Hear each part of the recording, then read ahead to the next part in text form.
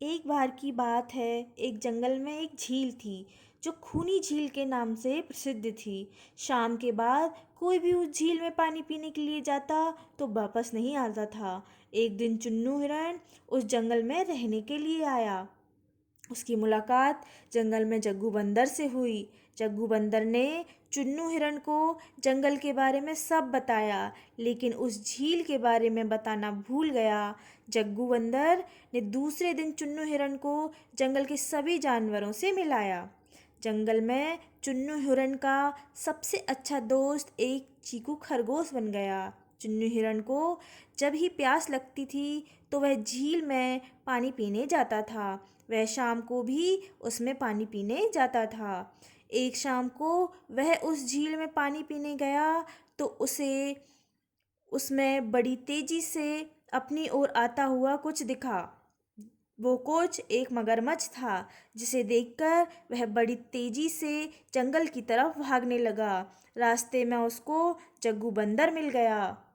जग्गू बंदर ने चुन्नू हिरण को इतनी तेज भागने का कारण पूछा। चुन्नू हिरण ने उसको सारी बात बताई। जग्गू बंदर ने कहा कि मैं तुमको बताना ही भूल गया था कि वह खूनी झील है जिसमें जो भी शाम के बाद जाता है वह कभी वापस नहीं आता है।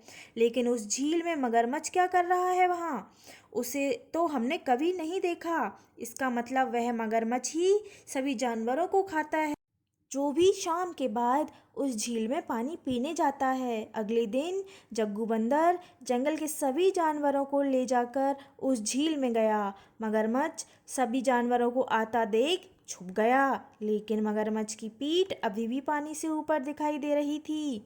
सभी जानवरों ने कहा कि यह पानी के बाहर जो चीज़ दिखाई दे रही है वह मगरमच्छ है। यह सुनकर मगरमच्छ कुछ नहीं बोला। चीकू खरगोश ने दिमाग लगाया और बोला, नहीं, यह तो पत्थर है, लेकिन हम तभी मानेंगे जब यह खुद बताएगा कि वह पत्थर है। यह सुनकर मगरमच्छ बोला कि मैं एक पत्थर हूँ, जिससे सभी जानवरों को पता लग गया कि वह एक मगरमच्छ है। चीकू खरगोश ने मगरमच्छ को कहा कि तुम इतना भी नहीं जानते कि पत्थर कभी बोलता नहीं है।